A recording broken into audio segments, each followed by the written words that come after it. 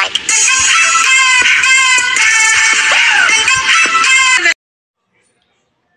Good morning mga guys. Ito, umagang kay ganda. Ayan. Nanguha ako guys ng talbos again. Tapos lalagyan ko ng, ayan, saluyot. Tapos meron akong isda, yung bangos. O, diba? Yan ang aking almusal sa ngayon. At saka may dalawa akong itlog. Okay guys. Halika, samahan nyo ako maghagpa. Ayan guys, samahan niyo ako maghagpat ng saluyot. Ihalo ko yan sa isda guys para may ano tayo, may sabaw.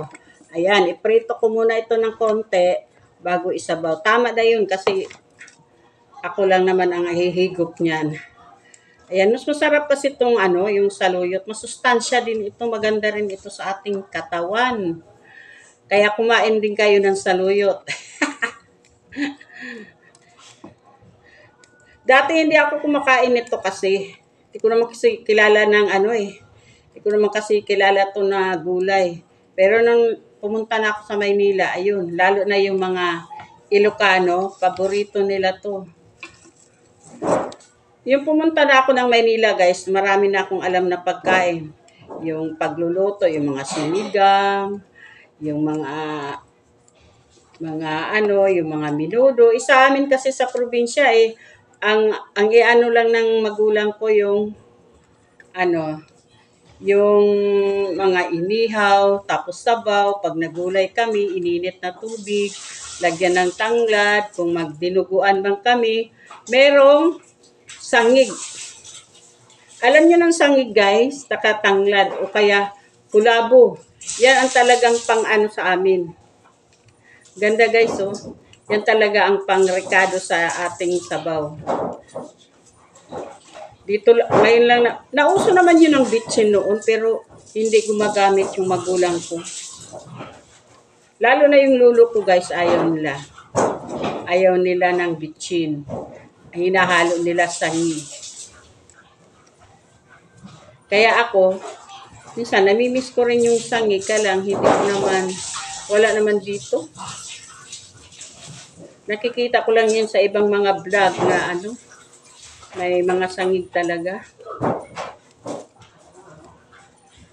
Kasi ang bango-bango yan, lalo na sa dinuguan, tapos yung dinuguan mo ay kabaw. Kabaw. Sa isang araw kasi guys, pag walang gulay yung akong matikman, parang nanghihina ako Nanghihina ang beauty ng lola. May beauty pa ba? Iipal yan sila may. Huwag kang ganyan, masisira ang buhay mo. Kulit ito nila may. Huwag daw ganyan, masisira ang buhay mo. Sarap talaga ng gulay guys, promise. Pero sa ngayon lang to masarap. Pero dati hindi. Ang hilig-hilig ko talaga noon ng naglalaway talaga ako pag ang ulam ng hotdog. Sabi ko, kailan kaya ako makakatikim ng hotdog na yan?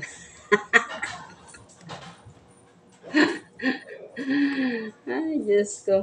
Kailan kaya ako nakakatikim? Kasi dati sa Bisaya guys, ang chocolate noon, ang sarap talaga.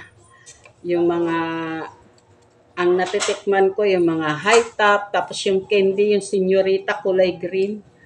Kasarap talaga, dulce. Tapos yung mga star margarine.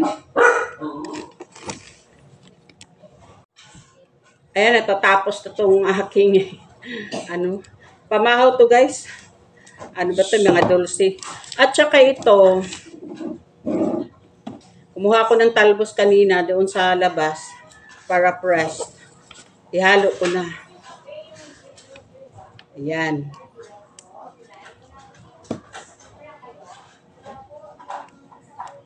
Fresh gulay. Ito na guys, binabaliktad ko na.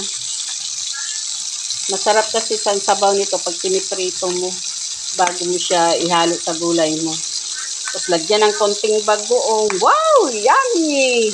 Ito guys, luto na ang aking gulay. Tingnan mo nga guys, ang sarap-sarap niya, no?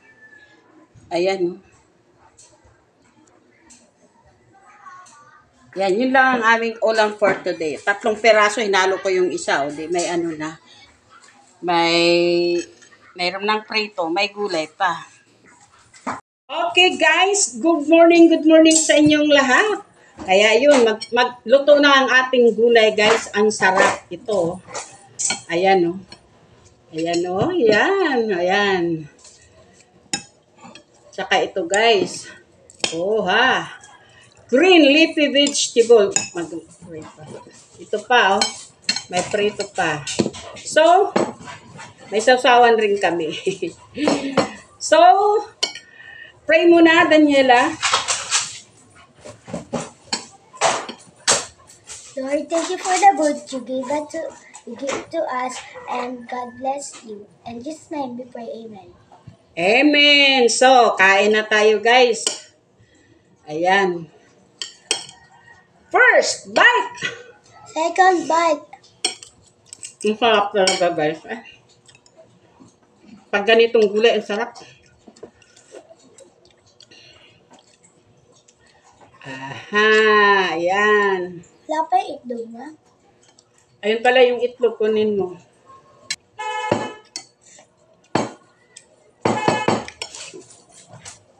At ayaw. Ayaw.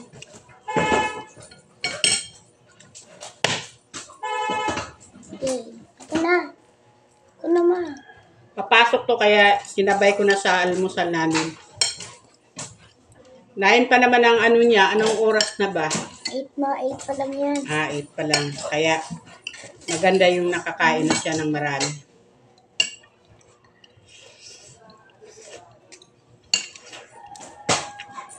Sarap sabi nga nila sa Kapampangan, manyaman. Sa Ilocano, naimas. Sa Bisaya, kalami kaayo. Ano ba yung climate kaayo? Sa Tagalog. Sarap. Masarap.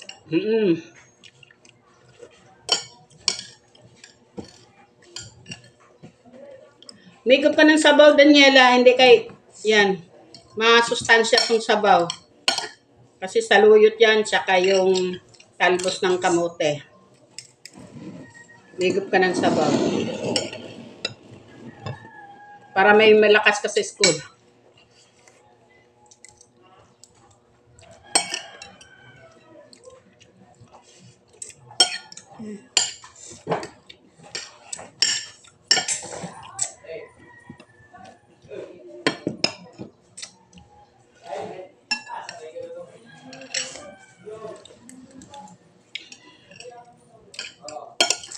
Sarap.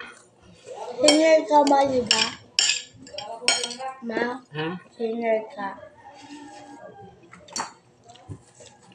Diba? Ano sabi mo? Singer ka, di ba? Marunong lang ako kumanta pero hindi singer. Kaya ikaw mag-aral ka. Wala. Ngayon nga marunong ka na magbasa ng English, pwede ka nang mag-ano. Pwede na ako maging singer. Paglaki ko. Pangarap ko yan eh. Kahit pangarap mo maging singer, kahit na maliit ka pa, pwede ka pa.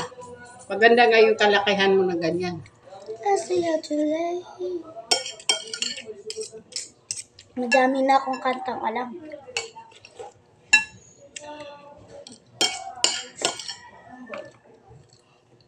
Tapos gusto ko din maging dancer. Ha?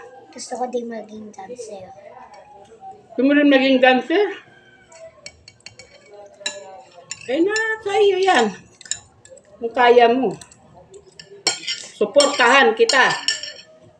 Tapos teacher din. Agoy.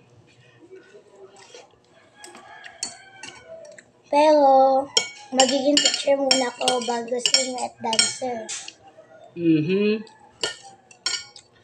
magiging teacher mo muna ikaw bago maging senior dancer. Oo. Very good.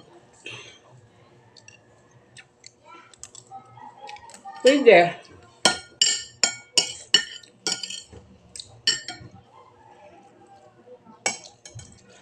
Paano ba mag-apply paano mag-apply para maging teacher? Mag-aral ka muna ng college. Walang college, high school lang. Hindi, mag-college yan. Huwag kang mag-asawa, huwag munang mag-boyfriend.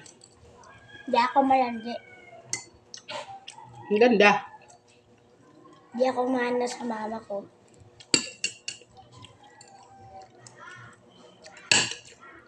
Hindi siya malandi sana nga. Hindi ako mahana sa mama ko. Bakit nalandi bang mama mo? Narinig ka ng mama mo, lagot ka. Hindi, nag-joke lang ako. Ba't yan? Ba't maiba-iba ba kaming papa?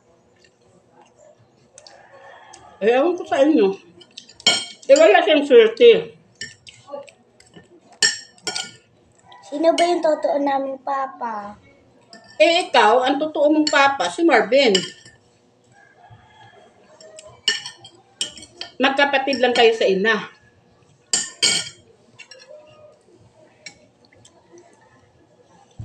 Sino yung mama? Kasi guys, yung kanyang ina, may anak munang dalawa bago siya. Iba-iba nga ang papa, kaya nagtaka siya. Ang totoo mong papa ay yung papa Marvin mo, yung anak ko. Kaya nagiging apo kita.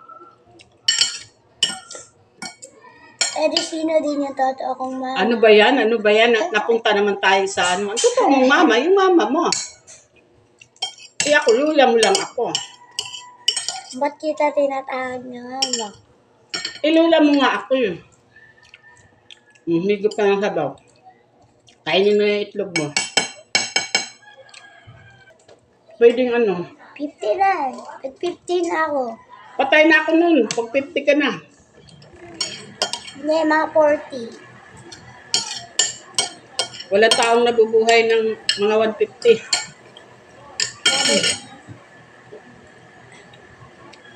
Sabi ko mga 40. Mga 14. Di pa? Hindi pa nga. Hindi pa ano. Hindi ka pa ano. Hindi pa ako patay. Mga 14 ba? Bye-bye. Ano yan?